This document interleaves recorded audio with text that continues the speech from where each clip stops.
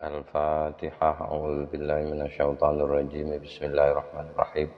Alhamdulillahi rabbil alamin arrahmanir rahim maliki yaumiddin. Iyyaka na'budu wa iyyaka nasta'in. Ihdinas siratal mustaqim. Shiratal ladzina an'amta 'alaihim ghairil maghdubi 'alaihim waladdallin. Amin. Bismillahirrahmanirrahim. Alhamdulillahi rabbil alamin wa bihi nasta'inu ala umurid dunya waddin. Wa na'udzu billahi min syururi anfusina wa min sayyiati a'malina. May yahdihillahu fala mudilla lahu wa may yudlil fala hadiya lahu. Allahumma shalli wa sallim ala sayyidina Muhammadin wa ala alihi wa ashabihi ajma'in. Amma ba'du. Faqala al-musannifu al-imamu al-alimu al-bahrul fahamatu Jalaluddin As-Suyuti rahimahullahu ta'ala wa nafa'ana bihi wa bi ulumihi wa amadana bimaddatihi wa afadha alaina min barakatihi wa asrarihi fid dharain. Makna-makna gharib dalam Al-Qur'an pada surat Al-An'am. Midrara utawi lafaz midrara tegese yadba'u ba'duhu ba'duha ba'dan. Yadba'u nderek apa ba'duha sebagiannya udan ba'don yang sebagian liane, maksudnya berturut-turut. Kalau makna aslinya ad-durru itu ya bisa permata. Permata itu kan lentik-lentik cahayanya itu akan terlihat bagus kalau berurutan atau berdempetan. Hujan itu bulirannya itu kan kayak mutiara itu. Nah, midroro ini siwatnya kayak mif'al, jadi siwat mubalaghah, menjadi keterangan dari hujan. Jadi midroron itu artinya berturut-turut, sebagian mengikuti sebagian yang lain. Arsalna sama alaihim midroron. Kami mengutus langit, ya bukan langitnya yang diutus. Mengutus awan yang ada di langit. Tapi yang tidak tahu, wong persepsi ya. Apakah langitnya yang digerakkan terus turut hujan? Langit apa saja masih debat. Langit iki jane apa to? Apa koyo plastik ngono? Nek koyo plastik ngono ya iso ae iku dilakokne. Nek koyo plastik. Nek ora koyo udara biasa. Koyo banyu, kan ada banyak hal mengambang. Kullum fi falaki yasbahun. Yasbahun, berenang mereka. Bahasanya Quran. Sudutnya itu loh kalau nyebut kok yasbahun. Namanya yasbahun, sibahah itu kan yoning banyu kudune. Kok ndilalahnya banyu itu air. Air itu dalam bahasa Inggris ya. Air ya udara. Dalam banyak ulasan di Ibnu Sina, udara itu ya ada unsur airnya. Nggak bisa kalau melepaskan unsur air murni. Kayak konon hidrogen, bukan hidrogen. Hidrogen meledak. Nitrogen yang dibuat ngisi ban itu konon udara murni katanya. yang berefek kalau bannya muter tidak gampang panas. Kalau pakai udara biasa itu gampang panas karena ada unsur air yang terpengaruh oleh putaran ban, sehingga putaran itu menghasilkan efek panas. Baik, saya lanjutkan lagi. Itu midroron. Jadi ada makna yang sangat luas. Tidak bisa saya cover semua. Wayan auna ayat 26 surat Al-An'am utawi lafaz wayan auna iku maksude tegese yataba'aduna, saling menjauh. Kalau ayan a saja artinya menjauh. Tapi di sini langsung dikasih makna maksudnya wahum yanhauna anhu wa yanauna an. Jadi mereka saling menjauh. Mereka menghalangi itu dan saling menjauh juga. dari Al-Qur'an ya mestinya.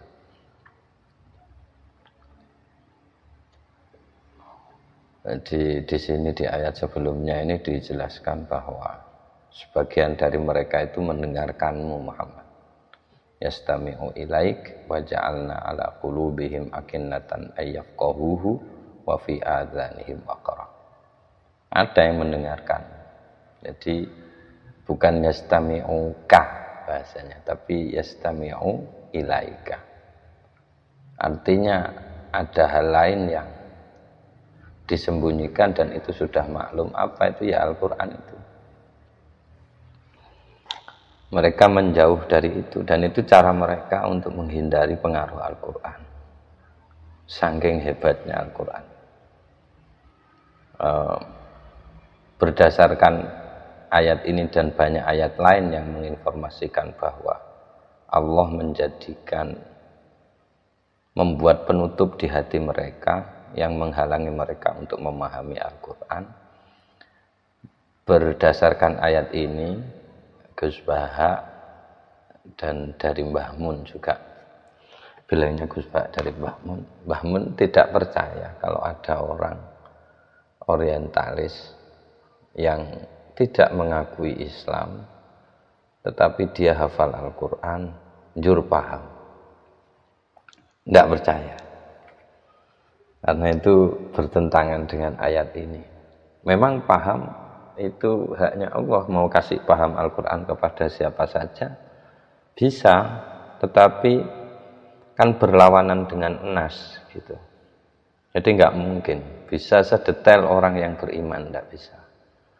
Dan saya sepakat itu. Kayaknya memang begitu, tanpa ada keimanan kepada Al-Quran nggak bisa paham.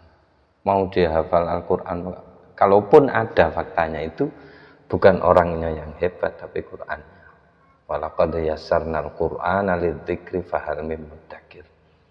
Memang sudah kami mudahkan Quran untuk diingat. Jadi memang dzati, faktor substansial dari Al-Quran memang gampang diingat. Logikanya sederhana. Jadi Qur'annya yang hebat, bukan orientalisnya gitu. Jadi atau dia menyembunyikan keimanan. Tapi tanpa ada keimanan yang kuat itu tidak bisa memang ya. Paham Quran betil gitu nggak bisa, nggak diizinkan memang kayaknya. Telinganya udah dikasih penutup sama Allah, hatinya juga. Akinatan ayyafqahuhu, nggak bisa paham. Nah, solusinya mereka wahum yanhauna anhu wa yan'auna an. Mereka menghalangi orang lain untuk mendengarkan Quran. Dan mereka saling menjauhi Al-Quran. Karena itu caranya untuk tidak terpengaruh Al-Quran. Wa qalu la tasma'u lihadzal Qur'ani walghaw fihi. Jadi saking hebatnya Quran itu sampai solusinya itu jangan sampai kamu dengerin Quran. Ibarat orang kalau nggak mau terpengaruh sama wanita cantik ya jangan dilihat. Hanya itu solusinya. Solusinya itu. Tapi kan eman. Sama juga kayaknya orang-orang dulu terhadap Al-Quran itu juga gitu. Makin dihalangi makin penasaran orang, jangan kamu dengarkan Quran. Ya mungkin itu salah satu strategi promosinya Allah juga. Wong kafir ini ditakdir kon ngomong ojo dirungokne Quran. Kan makin penasaran orang, ada apa? Akhirnya dengerin juga, begitu dengerin habis dia dilahap oleh Al-Quran. Tumpul semua akal-akal itu di hadapan Al-Quran. Memang benar itu. Mau tidak ngakoni itu kok piye gitu. Rumitnya kayak begitu.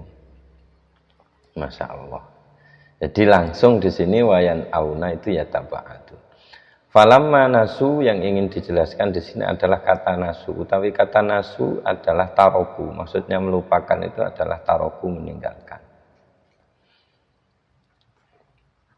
Maksudnya melupakan itu adalah meninggalkan. Jadi falamma nasu ma dzukiru bihi fatahna alaihim abwaaba kulli syai'. Begitu mereka meninggalkan ayat Al-Qur'an yang diperingatkan atau dijadikan pengingat untuk mereka, ya sudah. Mereka tak bukakno kabeh, sembarang tak bukakno, sengaja. Jadi malah dipermudah sama Tuhan. Fatahna alaihim abwaaba kulli syai'.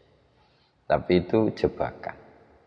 Begitu mereka hatta idza farihu bima utu akhadnahum baghtatan. Begitu mereka bahagia dengan itu, merasa menang dengan itu, ya aku lho ora apa-apa. Masih aku balik lo tetep ae. Aku ora salat, ora ngakoni Kanjeng Nabi, ora apa-apa. Aku ijek seneng ning dunia. Ya sudah, begitu mereka merasa itu, akhadnahum baghtatan. Kami akan renggut mereka tanpa mereka sadari. Faidahum, lah ini terusannya ayatnya, faidahum mublisun. Nah, mublisun, kata mublisun di sini langsung dimaknai ayisun, putus asa. Jadi asal katanya dari ablasa yublisu, satu akar kata dengan iblis. Nah, kalau dari sini ya penamaan iblis itu pasti ada faktor fungsinya. Tidak satu nama pun di dunia ini sebutan itu pasti berlandaskan fungsi. Disebut tangan, disebut mata itu karena fungsi. Begitu fungsi berubah, nama berubah. Iblis pun kira-kira ya begitu. Disebut iblisu itu ya karena putus asanya itu. Jadi nggak usah nyari setan sudah kalau orang sudah putus asa. Putus asa nggak diterima, nggak bangkit lagi, ya sudah nggak usah nyari setan. Setannya sudah di dia sendiri. Jadi ibarat kalau penjelasannya Gus Baha itu apa? Setan ini kalau dianggap unsur lain, tapi kan dianggap unsur lain itu masih kesulitan sebenarnya kalau menggoda manusia. Karena hal lain dari manusia, jadi butuh persiapan dulu. Tapi kita tidak boleh lupa bahwa ada minal jinnati wan nas. Jadi ya ada dari manusia juga setannya itu. Maka kalau dari dalam diri kita sendiri, perangkatnya sudah ada dalam diri kita, ya itu gampang. Kalau ada hal lain mau menjatuhkan kita itu sulit. Tapi kalau kita sendiri yang ingin jatuh kan gampang. Kalau ada orang mau bunuh kita sulit, masih bikin rencana, bikin ini itu. Tapi begitu kita sendiri yang ingin mati gampang. Sangat gampang, golek bagon tak, golek tali tak, golek apa beres. Meskipun tidak mesti mati juga. Nah gitu, jadi iblis itu, mublisun itu satu akar kata sama iblis itu ya. Ayisun, orang-orang yang putus asa. Terus yasdifun, maksudnya yasdifun di sini berpaling. Ya'dilun, ya'dilun di sini bukan adil maknanya, tapi berpaling atau condong ke arah yang salah. Jadi yasdifun, kaifa nusarriful ayati tsumma hum yasdifun. Ayat 46. Itu artinya berpaling. Wis jajal pikiran dewe. Dari Quran undur kaifa nusarriful ayati. Wis aku ngrekodo yo ayat iki tak ubah, tak konversi dari A, dari B, dari C sampai ke tingkat yang paling gampang. Ngono sik berpaling teko aku. Ngono jare gampangane Gusti Allah. Yasdifun itu berpaling. Ayat dilun maksudnya berpaling. Ya daun ayat 52. Wala tatrudil ladzina yad'una rabbahum. Di sini artinya ya berdoa, memohon. Jangan kamu tolak orang-orang yang memohon kepada Tuhan mereka. Bil ghadati wal 'ashyi yuriduna wajha. Di sini yang diterjemahkan berdoa itu langsung ya'budun maksudnya. Jadi menyembah. Jangan kau tolak itu Muhammad. ma'alaika min hisabim. Ya apa ae wujude wong kuwi. Bahkan ada kisah itu, saya dengarkan besok ada kisah seorang yang siapa namanya Usama kalau tidak keliru, begitu perang dia mengancam udah dapat itu musuhnya mau dibelah sama beliau syahadat mau dibelah syahadat. Usama bimbang tapi akhirnya dibunuh saja. Tapi ya kuasa Allah itu ternyata sampai kabar itu kepada Rasulullah. Nyapa kok mbok pateni Usama? Nah, pripun jeung Nabi dhek ngomong kaya ngoten wis dalam kondisi terpaksa. Cara mboten waktu pedang mboten pas mengancam dia, mungkin dia tidak mengucapkan itu. Rasulullah terus dawuh,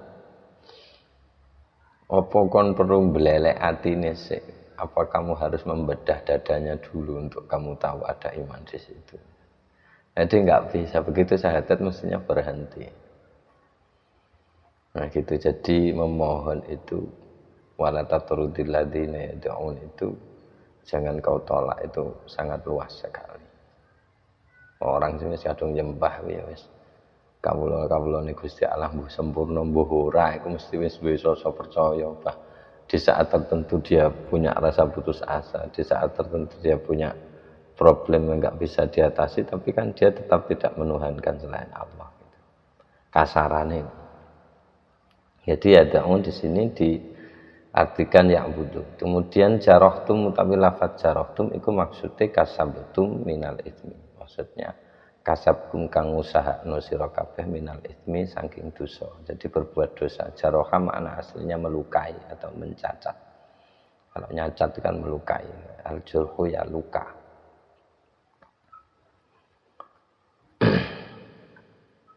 Jadi wa ya'lamu ma jarahtum bin nahari tsumma yab'atsukum fihi liyuqadha ajalun musamma. Jadi jaraha diartikan apa yang ma jarahtum bin nahari itu dosa yang kau lakukan di siang hari. Ma jarahtum itu artinya gitu, dan dia juga tahu segala dosa yang kau lakukan di siang hari, apalagi siang malam saja tahu. Enggak ada bedanya. Jadi mau gelap mau enggak itu enggak berpengaruh pada pengetahuan Allah, pada kemahatauan Allah enggak ada ngaruhnya. Jadi sudut pandang yang dipakai ini ya sudut pandang manusia itu tetap itu. Yakinannya Ahlus Sunnah begitu. Jadi ada persepsi Allah, ada persepsi kita. Bahasanya Quran itu persepsi kita yang dipakai. Jadi kasabtum minal itsmi yufarritun, tafrid itu berbeda dengan ifrat. Kalau ifrat itu keterlaluan, kalau tafrid sebaliknya, menyia-nyiakan. Jadi di sini kemudian ditafsiri yudayyi'un tegese menyia-nyiakan. Syia'an utawi lafaz syia'an itu maksudnya ahwa'an mukhtalifatan. Maksudnya adalah ahwa'an mukhtalifatan. Jadi wal qadiru qul huwal qadiru ala ayyab'atsa 'alaikum 'adzaban min fawqikum aw min tahti arjulikum aw yalbisakum syi'a. Syi'an itu makna aslinya ya golongan-golongan. Jadi memakaikan kepada kalian. Allah itu sangat kuasa sekali mengutus azab kepada kalian dari atas, dari bawah kaki. Atau kalau tidak dari atas, dari kaki, ya bisa dari dirimu sendiri, yaitu memakaikan syia'an.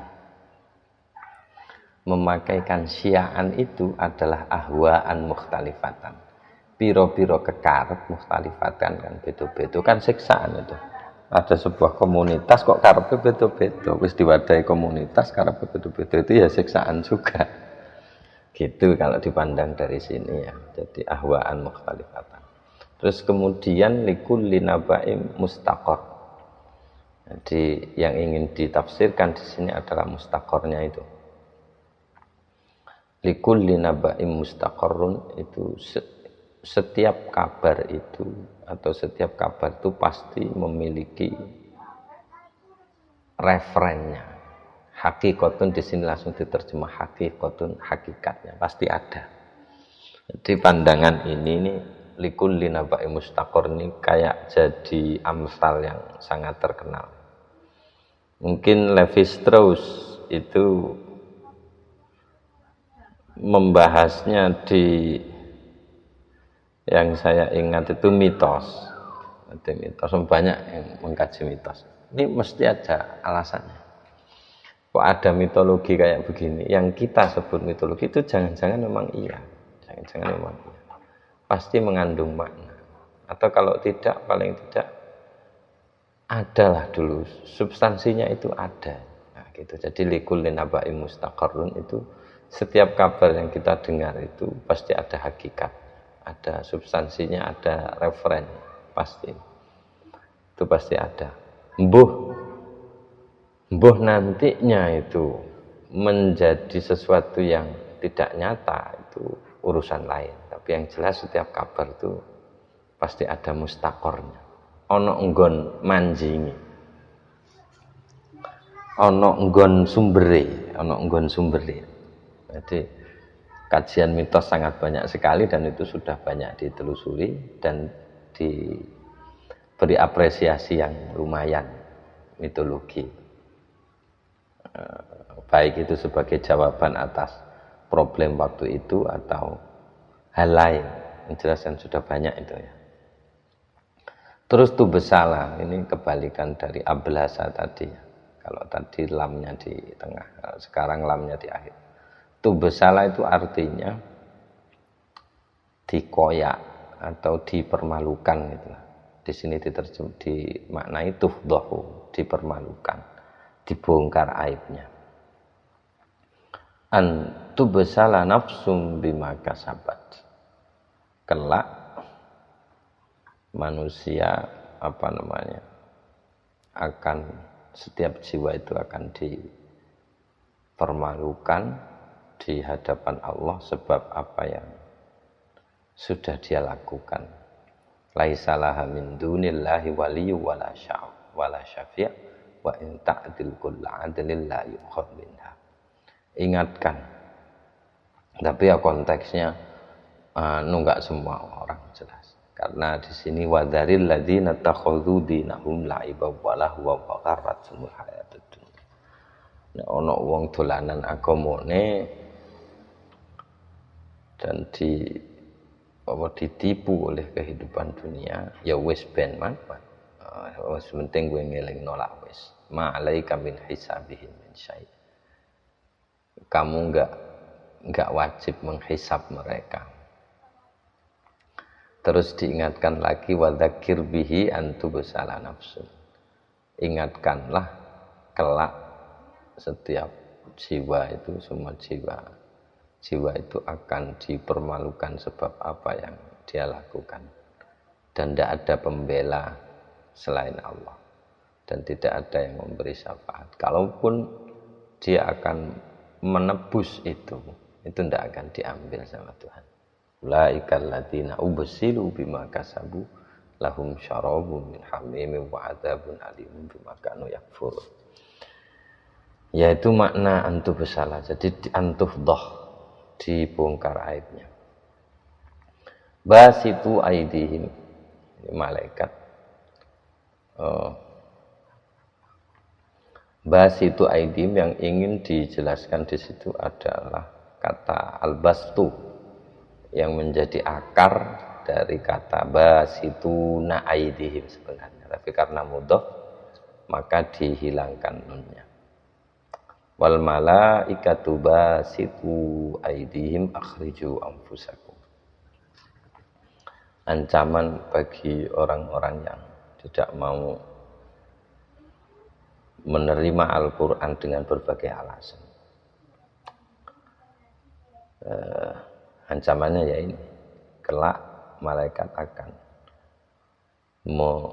membentangkan tangan mereka. Maksudnya membentangkan itu ad-darbu, memukul. Kepuk wong ae lara apa meneh dikepuk malaikat. Tapi makna ad-darbu pun masih banyak sebenarnya. Yadribuna fil ardi ya tidak diartikan memukul, tapi dalam konteks ini, konteks menyiksa, mungkin memukul yang itu enggak tahu gimana modelnya. Mukul ya pakai tangan. Makanya bahas itu aidihim. Tidak ada orang mukul pakai kaki. Kalau pakai kaki kan nendang. Ini bahasa saja. Gitu. Terus ayat 96 falikul isbah. Falikul isbah falako itu artinya pemecah. Jadi Tuhan di sini digambarkan sebagai pemecah isbah. Isbah itu ya masuk waktu pagi. Memecah waktu pagi. Di sini diartikan dhaw isyamsi, maksudnya memecahnya cahaya matahari bin nahari dengan siang, wa dhawil qamari dan mecahnya cahaya rembulan bilaili dengan malam. Bisa juga terbalik ini. Jadi pemahamannya bisa dibalik. Sebenarnya kalau siang itu statusnya yang dipecah itu cahayanya dipecah oleh siang atau siangnya yang dipecah oleh cahaya, atau terjadinya siang itu disebabkan oleh cahaya atau sebaliknya gitu. Jadi ini agak terbolak-balik. Persepsi, tinggal persepsinya. Kalau saya memahaminya ya pecahnya cahaya matahari dengan siang, pecahnya cahaya bulan dengan malam. Maksudnya cahayanya bulan itu memecah pada waktu malam, itu kan juga bisa gitu. Jadi memecah kegelapan malam. Siang pun sebenarnya begitu. Kalau tidak ada matahari kan ya gelap pisan. Pembeda siang dan malam itu kan ya matahari itu. Gitu. Tapi jika dirunut lagi, memang terbelah ya sepertinya. Kayak yin yang itu. Jadi putih di dalam hitam, hitam di dalam putih itu. Penguasa malam itu rembulan, penguasa siang itu matahari. Itu bisanya kita bayangkan terbelah ya di yin yang itu. Gitu. Kalau itu maksudnya. Gitu. Tapi yang jelas di sini yang ingin dijelaskan itu falikul isbah itu maksudnya isbahnya itu dhaw isyamsi bin nahari wa dhawil qamari bil laili. Maksudnya bi-nya ini yang lebih gampang dipahami itu maknanya di gitu, bukan kayak laladzi bibakkah. Bukan dengan cahaya siang pada cahaya matahari pada siang hari, cahaya rembulan pada malam hari. Maka kemudian falikul isbah ini tidak hanya kasus di waktu subuh saja, gitu. Pada waktu malam pun bisa. Gitu. Atau bisa juga dibayangkan di sisi kanan ada matahari, di sisi kiri ada rembulan, dan itu sudah ada banyak rekamannya. Jadi di sisi kanan kita ngadepnya ke utara. Jadi di ketinggian tertentu itu ada rekaman helikopter. Di sisi kanan itu matahari baru terbit. Di sisi kanan itu matahari baru terbit, di sisi kiri bulan belum tenggelam. Itu ada fenomena begitu. Dalam perhitungan falak tertentu itu kelihatan dua itu. Gitu. Jadi apa namanya? Menarik. Ya saya kalau makna sebenarnya yang ngakoni saya nggak tahu. Ini kan makna sepaham saya saja gitu. Bo nanti tafsirnya yang lebih luas bagaimana. Baik husbanan, terus lafadz husbanan ini makna aslinya dari hasaba ngitung, nyongkok. Ngitung ya, nyongkok. Saya memperhitungkan jambu ini sebagai jambu yang paling baik, itu kan juga ngitung namanya. Maknanya yang menyangka. Jadi hitungan meskipun itu bilangan itu bersifat pasti ya, tapi tetap ada unsur dugaannya di situ. Jadi husbanan itu gitu. Maksudnya di sini langsung, karena ini konteksnya adalah matahari dan bulan. Kalau kita hanya tahu matahari dan bulannya kan tidak ada efek apa-apa. Apa sih maksudnya terusannya ayat falikul isbah tadi? wa ja'alal laila sakana wasyamsa wal qamara husbana. Mungkin kami menjadikan matahari dan bulan itu husbanan sebagai sesuatu yang terhitung, ada waktunya, ada menitannya terkait dengan waktu itu, husbanan itu mungkin. Maka dari itu di sini langsung dijelaskan tegese adadal ayam, jumlah hari, wasyuhuri dan bulan, wasinina dan tahun. Tanpa ada matahari ya tidak bisa, karena ya itu tadi, waktu itu versi orang bumi ya, versi orang persepsi kita itu waktu ya matahari itu.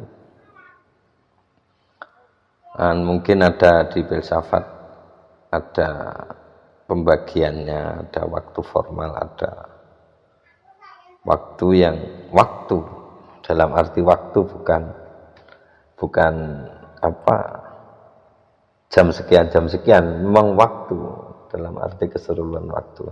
Saya tidak tahu ini apa, kan pernah baca kayaknya begitu. Jadi pengertian waktu itu itu apa namanya dibagi dua itu. Tapi sama-sama keduanya, sama-sama waktu namanya. Senin itu ya nama harinya, meskipun secara umum tidak ada Senin pun ya waktu tetap berjalan. Itu husbanan diartikan langsung jumlah hari, bulan, tahun. Dan itu peradabannya sudah sejak dulu. Inna iddatas syuhuri indallahi 12 syahr. Meskipun ada sistem lain selain 12. Mungkin ada yang bilang 13, kayak di Masaru Emoto itu 15 bulan, sistem kalender yang berbeda-beda itu ya. Tapi di Al-Quran 12 angkanya. Kayak prajurit-prajuritnya siapa, bolo balane Nabi Musa ya 12 Ifna Asyara, apa namanya itu diinformasikan di Al-Quran itu airnya ya 12, pambajasat min husnata asyrata aina, karena suku yang mengikuti itu juga 12 juga. Aduh, nggih nang di kem. Assalamualaikum. Waalaikumsalam, atas gitu. Bernyanyi ya kira-kira itulah. Saya kira panjang ini diskusinya dan sampean wis seru lah ya. Sudah tahu lah saya yakin itu. Husbanan itu gitu. Ya enggak ada pasti-pastinya, meskipun bisa diprediksi ya. Tapi sifatnya tetap hitungan itu ya dugaan. Karena hasibah yahsibu atau hasibah yahsabu itu ya maknanya bisa menghitung, menghisap. Ya. Tentu lihat subjeknya siapa. Kalau subjeknya Tuhan ya pasti gitu. Tergantung itunya. Karena nggak mungkin kita mempredikati Tuhan dengan sesuatu yang mungkin. Pasti, kalau Tuhan pasti. Masa Tuhan menduga? Nggak mungkin. La'alla itu kalau dari Tuhan ya pasti. Itu kalau la'alla kan supaya atau mbok nowo. Nah, Tuhan yang enggak ono mbok nowo jane la'allakum tattaqun la'allakum tuflihun. Tafsir-tafsir kan dijelaskan begitu, enggak ada. Baik kinwanun daniyatun, kinwanun itu daniyatun itu tidak artinya. Nek kinwannya sendiri tandan artinya. Apa jawane corong.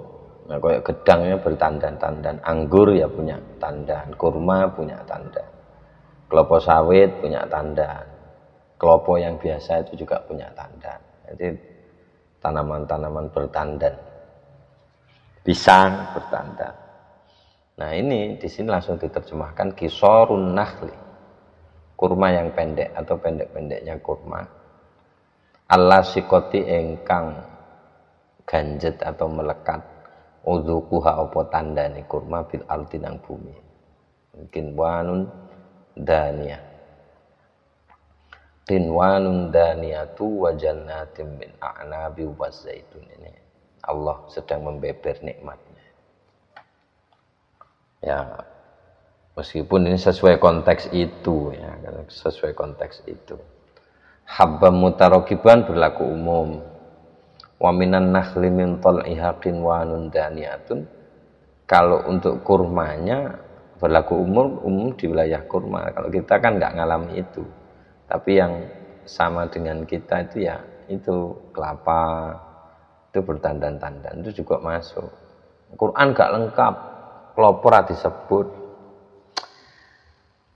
Nah buku masakan kok piye Quran iki? BKP disebut, wong kan wis iso nalar. BKP disebut piye? Ya ndak sing apik yang ngene iki wis minan nakhli min tal'ihatin wa nun daniyatun iki sing bener. Wa minan narojili justru salah kalau sampai ngomong pisang Allah. Iki gak kontekstual itu Quran. Engkono gak kenal gedang, disebutnya gedang, gak genah. Wa jannatin min a'nabi wa zaituna war rumman. Ya sing ono kuwi jenenge wong kate beber nikmat ya sing ono. Ya waktu itu. Meskipun lah gak lengkap Qur'ane, mergo gedang lah disebut, kelor lah disebut. Lha piye jare Quran dianggap ensiklopedi? Iku ya masuk iku. Ya tetap itu masuk mustabihah wa ghairu mutasyabih. Jadi pasti ada sisi universalnya. Sisi universal albah. Sisi universalnya itu ya habban mutarakibah, itu universal itu. Mustabihah wa ghairu mutasyabih itu ya universal. Unduru ira tamarihi idza asmara wa yan. Iki universal. Delok endang wae. Wae apa ae. Nek kadung uwah terus marang ngono mateng piye. Iku awakmu ta sing gawe mateng mergo mbok etrel. Apa mateng alami ta piye. Nek terus direnungno lan ya entek mikir kuwi tok. Tapi nek sampe mikir kuwi ya wis iso liqaumi yu'minun ya sip kan ngono. Itu maca Quran itu padakno maca ensiklopedi piye. Kabeh kak Quran ki lengkap.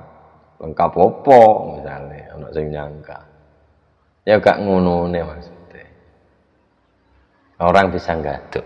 Itu mang kadang-kadang la ayatul liqaumi yu'minun, kadang-kadang la ayatul liqaumi yatafakkarun, kadang yaqilu. La ayatul muqinin. Kan beda-beda konteknya. Dan orang bisa masuk jalur mana saja untuk mencapai Tuhan. Gitu, titik. Wa kharaku lahu barikin wanun daniyah itu tandan yang dekat. Ono gedang agung. Iku enak iku utawa gedang apa lek ngarani iku. Yang buahnya sampai ke tanah. Lali apa jenenge? Lali apa jenenge? Tapi ono lah sing ngono iki ono. Wah niku jan koyok pisang itu kayak memberikan segalanya model kepada si pemiliknya. Gedang apa jenenge to? Wite cilik gampang rapuh. Dia itu biasanya yaitu rapuh tapi buahnya banyak. Kalau pisang agung itu buahnya sedikit tapi besar-besar. Biasanya ndak dimaui tanah. Karena itu nanamnya pisang agung kalau di rumah saya di Lumajang itu selalu dikeduk di yo kabeh dikeduk maksudnya iki dijerokno sik sampai setengah orang baru ditanam di situ. Nah, pisang agungnya itu bisa berbuah pendek gitu. Tapi nanti lama-lama kalau tidak diperbaiki, pisang agung itu ngangkat sendiri dari bawah itu. Karena katanya pisang agung itu tidak dimaui tanah, dia agung atau pisangnya yang enggak mau nempel-nempel tanah. Terus dia inginnya itu agung gitu ya. Dia pasti naik itu. Pok ini sore itu mesti munggah di atas itu kalau enggak dipendem ning di kedalaman tertentu. Baik. Nek kurma rae gak ono ning kene sing bertandan sampai tanah itu ndak ada, tapi nek gedang akeh. Klopo nek klopo. Yang usia 3 tahun udah berbuah itu ada. Di belakang rumah itu ada yang buahnya sampai mepet lemah. Terus apik lah, memang enggak nih sing duwe.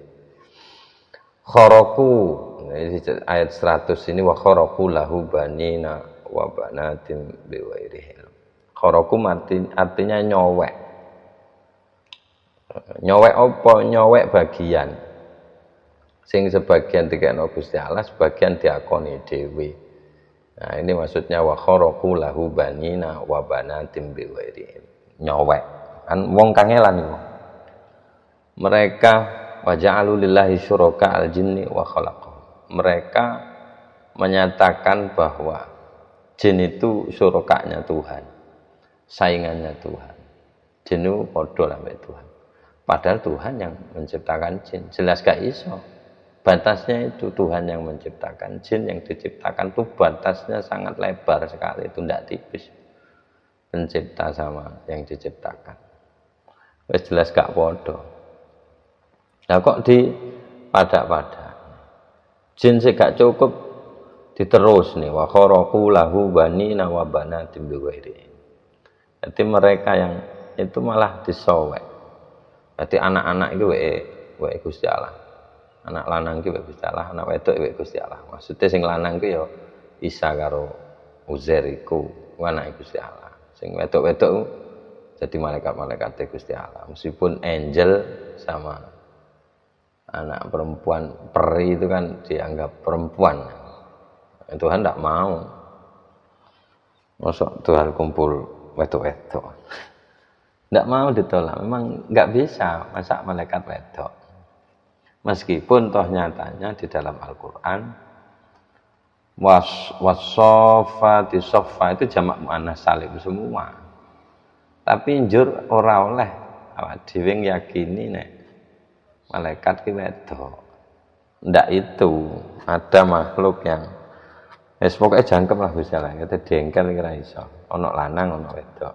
Ya ning ana makhlukku lain sing gak lanang gak wedok. Nek jin iku ana lanang ana wedok. Setan ya ulama ana sing ditakoni aku tau maca. Maca salah satu tafsir ana sing memperkarakno lah setan ki jane berketurunan apa ora. Langsung maca Quran ada wa dzurriyyatahu. Oh, setan iki berketurunan berarti ana lanang, ana wedok, ana setan lanang, ana setan wedok. Malaikat ndak ada. Dan mereka tidak pernah diimejkan buruk. Di peradaban manapun malaikat itu tidak pernah diimejkan buruk. Lah iki terus wong arek wedok iki gak kok senengi. Kok malah kok sanding-sanding mbek Gusti Allah. Nah, iki Gusti Allah gak setuju ngono. Jadi di sini wa kharaqu lahu banina wa banatim bi ghairi ilmi artinya merobek itu di sini takhorrosu itu artinya ngapusi. Jadi mereka itu ngapusi ya, karena tahu roh. Jadi wakhoroku itu nyobek itu maksudnya ngapusi, membelah kenyataan mungkin. Jadi khoroku, tapi kerepotan emang kalau khoroku itu diartikan nyowek. Kayak khirqah itu kan sobeka. Jadi maksudnya khoroku lahu banina wa banatin. Mereka berbohong dengan mengatakan bahwa Tuhan itu punya anak laki, punya anak perempuan. Bohong. Bohongnya piye? Ora tau pedhok Gusti Allah. Wis ketok. Ora tau pedhok Gusti Allah ngomong ke ngono. Apa dasarnya wis entah apa dasarnya wis jelas keliru pangeran kok duwe anak. Sampai dadi keguyanan wong sufi. Aku duwe sesuatu sing gak dinduweni Gusti Allah. Gusti Allah memang duwe langit saisine ning ana perkara sing aku duwe ning Gusti Allah ra duwe. Apa iku? Siji anak, siji bojo, nomor loro anak. Iku Gusti Allah ra duwe. Guyonane wong. Udah umum. Ya keren tapi bagi saya guyonannya keren. Jadi cara mensucikan meskipun sebenarnya Allah ya sudah maha suci. Maksudnya kita menyatakan bahwa Allah maha suci itu gitu. Tuhan tidak beranak.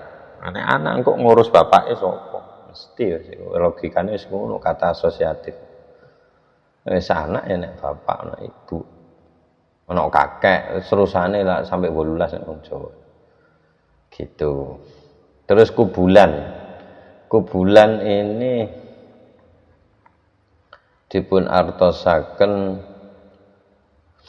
wa hasyarna 'alaihim kulla syai'in qabulan ma kanu liyu'minu illa ayyasha Allah. Kubulan maksudnya itu di ngarep.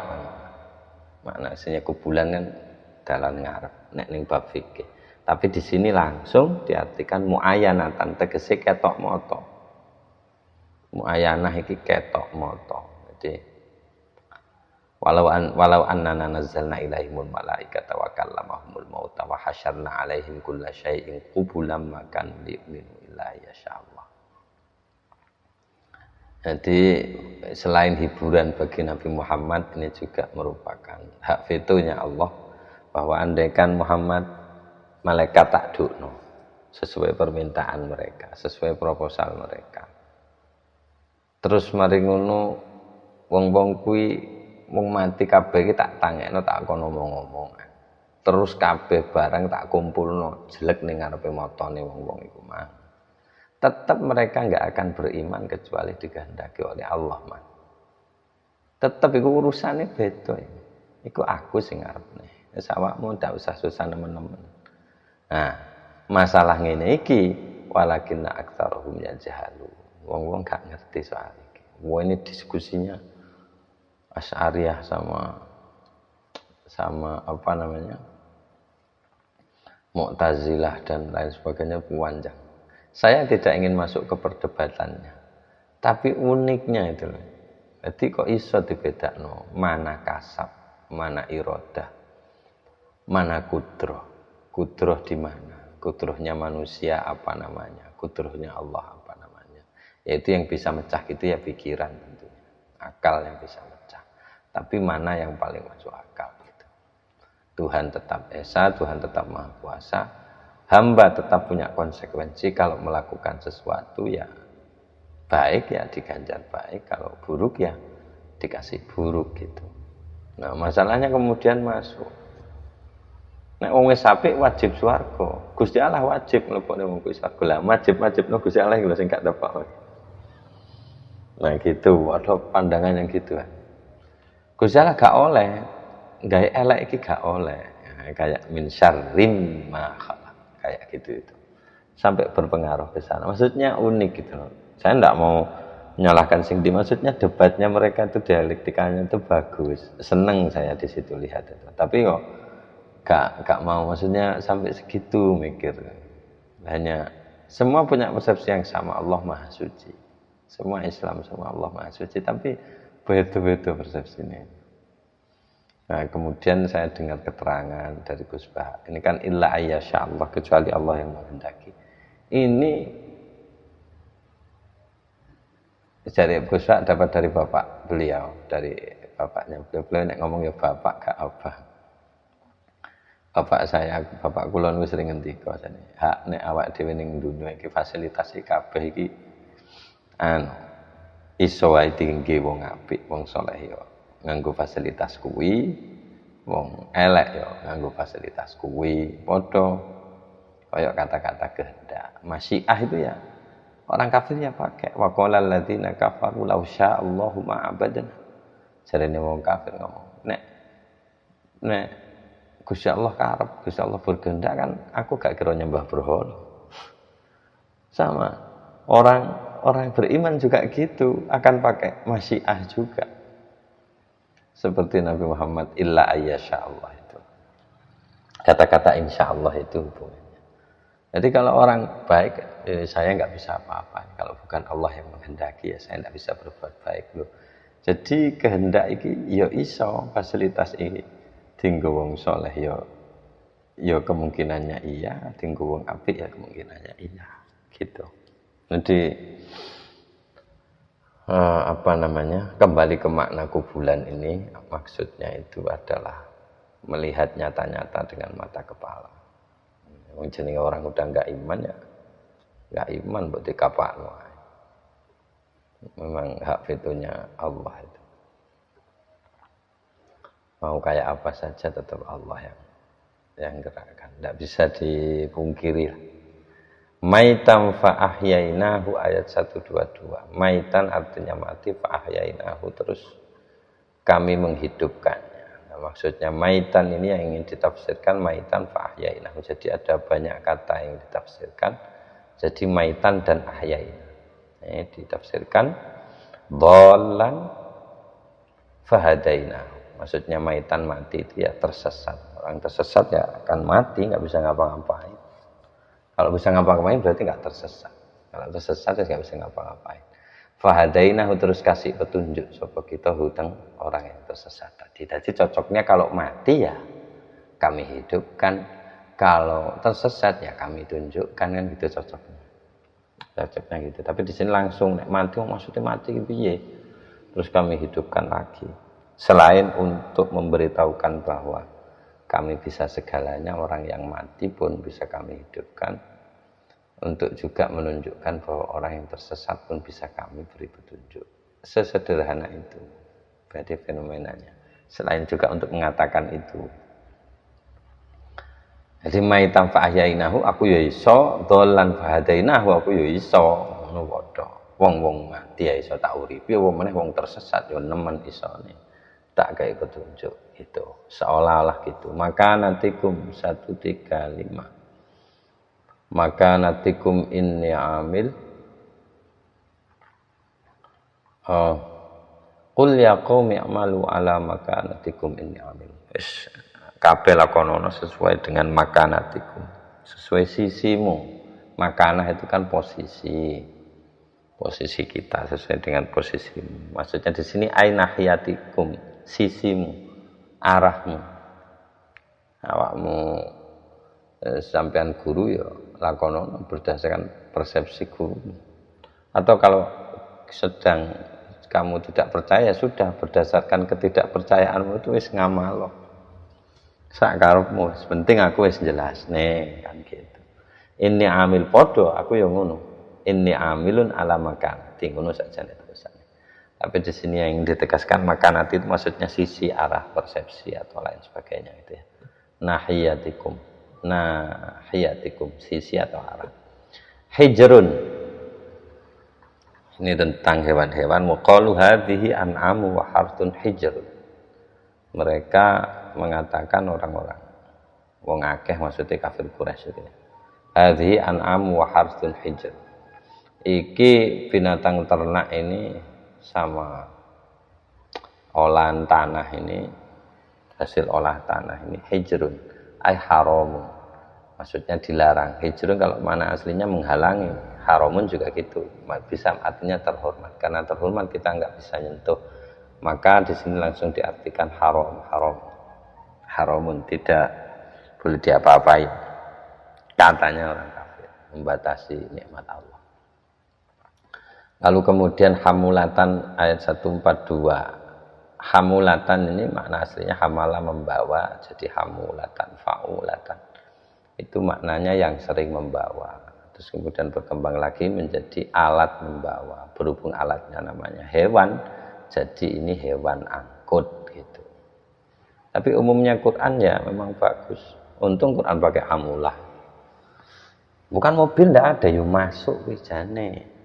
Itu di sini cuma ditafsirkan langsung hamulah itu antara lain al-ibil, al-ibila. Jadi unta, wal khaila jaran, wal bighala lan begal, peranakan kuda dan keledai, wal hamira dan keledai. Wa kullu syai'in dan sekabehane barang yuhmal ingkang den gawa alaihi apa ing atase kullu syai'. Maksudnya alat transportasi yang dinaiki. Semuanya udah. Biar hebatnya Quran memang dirancang untuk menjadi ayat yang abadi. Jadi apa-apa ya mesti akan dipilihkan kata yang memiliki spektrum luas berzaman-zaman. Jelasnya gitu. Wis iku wis disaine Gusti Allah. Nek wis al yauma akmaltu lakum, wis sak sempurnakno agamamu sudah selesai lewat Al-Qur'an itu sing nggawa ya mesti luwih gedhe. Gak mungkin agama yang terakhir ini digawa pribadi sing tembre, mesti lebih pasti itu. Beban 10 kilo, beban 100 ton digawa pickup yang hanya kemampuannya 50 ton. Ya ajur pickup. Paling enggak ini lebih. Orang yang bobotnya 100 kilo ya bisa lah ngangkat yang 70. Itu kira-kira gitu. Nah, di sini hewan-hewan yang dikenal sebagai hewan alat transportasi itu ya ini onta, kuda, begal, dan keledai. Atau hewan lain. Kalau misalkan burung unta bisa dinaiki ya pakai. Tapi kan umumnya enggak. Umumnya enggak. Bisa dimakan. Nah, soal bisa dimakannya ini yang saya boleh semua ini. Jadi keledai itu bisa dimakan tapi tidak umum. Umumnya dia dikembangbiakkan itu untuk alat transportasi. Tapi kalau unta dikenal dimakan. Kalau unta, kuda yang saya nggak tahu ya, nggak pernah tahu. Maksudnya nggak pernah tahu umumnya orang beli kuda untuk santapan bareng. Nggak pernah tahu saya yang nggak pernah tahu. Itu kalau soal hukumnya halal. Nah, kalau wafarsa ini hewan ternak. Hewan ternak. Oh, boleh ngarani iki ya, farsa iki. Terjemah ringkes iki. Farsa itu ternak potong. Nah, itu enaknya. Farsa itu ternak potong. Jadi di sini langsung ditafsirkan al-ghanam. Dos gitu ya. Masfuhan ay muhraqan. Masfuhan itu dicucurkan, tegese muhraqan padha dicucurkan. Damam masfuhan, darah yang dicucurkan. Itu syaratnya orang berkurban nyembelih dengan mencucurkan itu. Ma hamalat zuhuruha, ini aturan Bani Israel ini. Bani Israel itu diharamkan kan itu. Jadi wa 'alal ladzina hadu harramna kulladzi dzufur wa minal baqari wal ghanami harramna 'alaihim shuhumahuma illa ma hamalat zuhuruhuma. Jadi kami mengharamkan semua yang punya kuku pada orang-orang Yahudi dan juga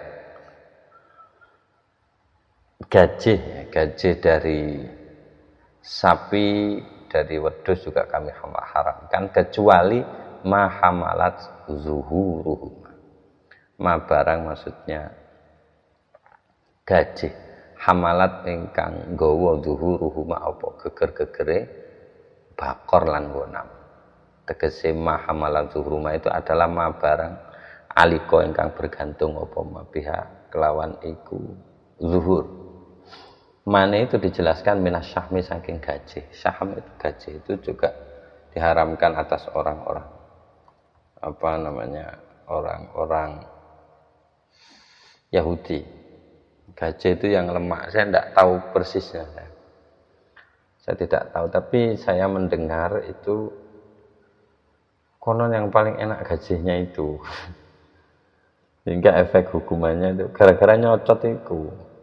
Kayak makanan enak yang datang tiap pagi, manna wasalwa, daging burung yang sudah bagus, minumannya juga bagus, butuh liyane, butuh bawang, butuh brambang, butuh sembarang kagak cangkem.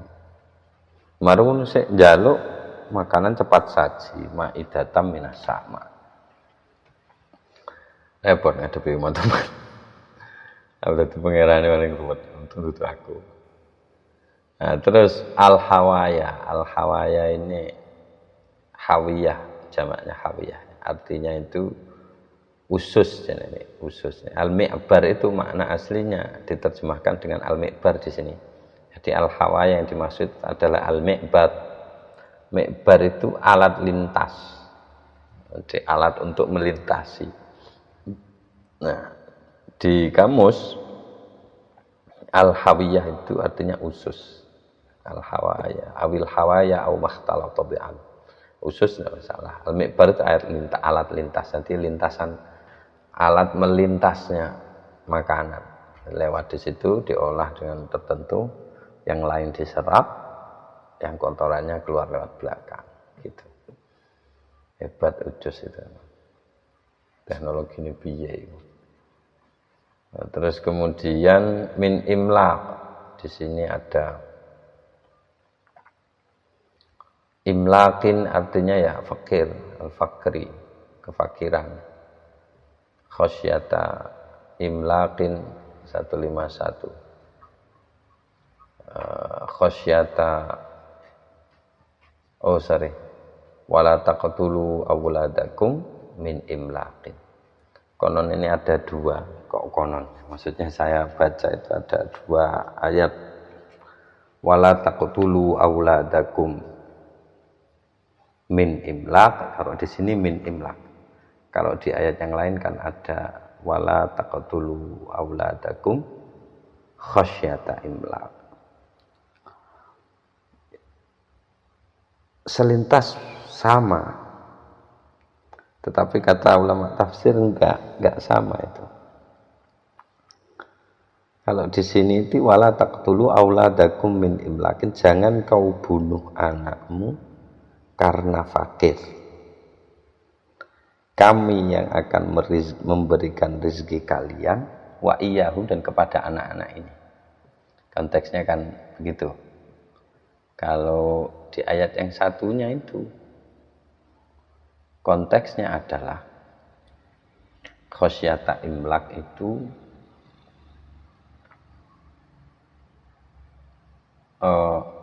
jatuh, yang diajak ini bedanya ke yang diajak omong-omongan siapa. Contohnya ini ya,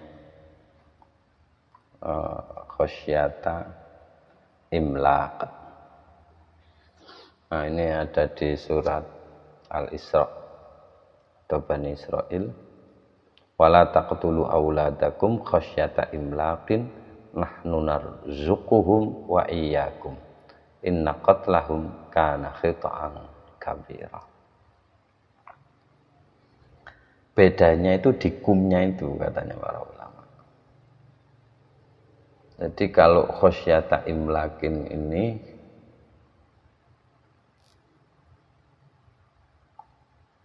yang diajak bicara itu orang kaya. Jadi kekhawatiran kan masa depan. Jangan kau bunuh anakmu karena kamu khawatir esok akan miskin. Bisa dirimu yang miskin atau bisa anakmu yang miskin. Nah, karena itu ayat selanjutnya nahnu narzuquhum wa iyyakum. Aku sing ngekei rezeki dari Gusti Allah. Dengan administrasinya, karena nahnu.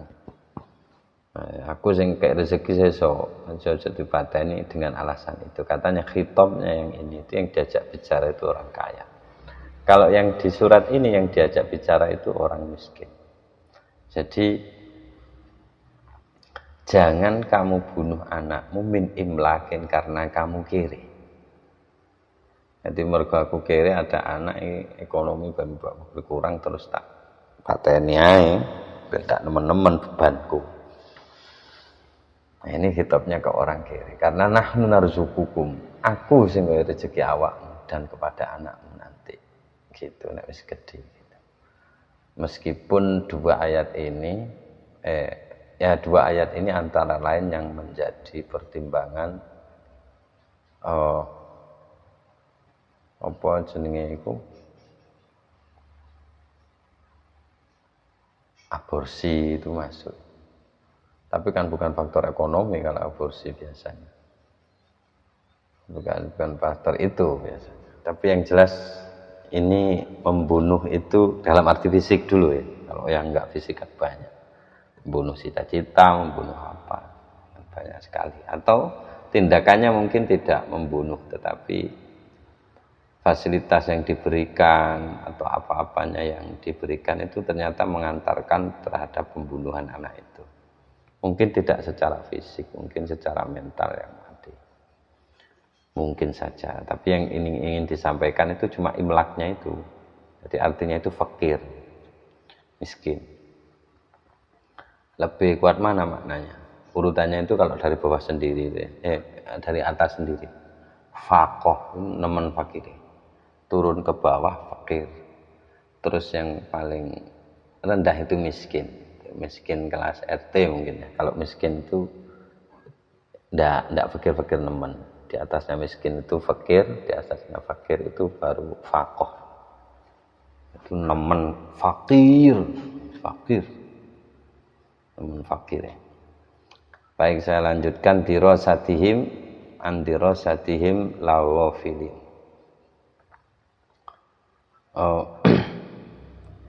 Wa in kunna an dirasatim lawafilin wa hadza kitabun anzalnahu mubarakun fattabi'u wattaqu la'allakum turhamun. Ini kitab yang kuturunkan itu penuh berkah, ikutilah dan takwalah supaya kalian dirahmati. Soalnya khawatirnya antaqulu innama unzilal kitabu ala ta'ifataini min qablina wa in kunna an dirasatim lawafilin. Mergo khawatir sok-sok kowe malah omong kitab itu gur didono kepada dua kelompok sebelum kita. Sebenarnya kita ini enggak kok. Kuatire ngaku ngono, mula tak gak Quran ini saiki awakmu gitu. Wa in kunna andirasatim la wa finah dirosah di sini.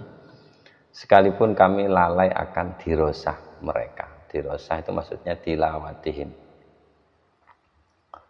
Tilawatihim itu artinya membaca mereka ta'ifataini min qablina itu. Jadi dirosah maknanya tilawah, membaca yang beruntun. Terus kemudian sodafa di sini diartikan faman azlamu mimma kadzdzaba bi ayatillahi wa sadafa anha. Sapa sing luwih zalim timbang wong sing ndak percaya nang ayat Gusti Allah terus berpaling. Wis ndak percaya berpaling. Nek ndak percaya sik gelem ngrungokne sik. Gak percaya, tapi gelem ngrungokne. Nek terus-terusan kan iso percaya. Lah nek wis ndak percaya menganggap ayat Tuhan itu info bohong, hoak belaka, terus wasadafaan halaiki. Nemen wis faman azlamu minhu. Sapa sing luwih zalim timbang wong kaya ngono. Gak ono neh. Jadi wasadafa ini maknanya a'radha, berpaling. Kalau berpaling berarti ya tidak menghadap. Tidak menghadap ya berarti tidak ngatekno. Kayak dene wong ngomong-ngomongan kok gak ngadep ning ngadepe malah ngomonge mengo. Ditempele wong. Tunang wong. Ya, kira-kira kuwi muga-muga Pak dhewe gak didadekno wong sing menga-mengo nek diomong Gusti Allah. Semoga tetap diberi rasa tresno terhadap Al-Qur'an. Muga-muga rezekine lancar. Muga-muga wis pokoke Al-Qur'an lah. Ya ana pemawon Gusti dalane pokoke tetap jenengan paringi dalan teng jalur Al-Qur'an. Mulai dugi ngajine, mahamine sampai ngamal. Sehat kabeh. Rezekine diparingi lancar zahir batin. Matur nuwun sing akeh. Al-A'raf wallahu a'lam bishawab. Bisil Fatihah. A'udzubillahi minasyaitonir rajim. Bismillahirrahmanirrahim. Alhamdulillahirabbil alamin. Arrahmanirrahim. Maliki yaumiddin. Iyyaka na'budu wa iyyaka nasta'in. Ihdinas siratal mustaqim. Shiratal ladzina an'amta 'alaihim ghairil maghdubi 'alaihim waladdallin. Kalamun qadimul la yumallu sama'uhu tanazzaha an qawlin wa fi'lin wa niyatin bihi ashtafi min kulli da'in wa nuru dalilul liqalbi 'inda jahli wa hayrati faya rabbi matti'ni bisirri hurufihi wa nawwir bihi qalbi wa sam'i wa muqlati wa ya rabbi waffiqni bitaqwaka ya Allah wa ya rabbi irhamni bi husni khatimati.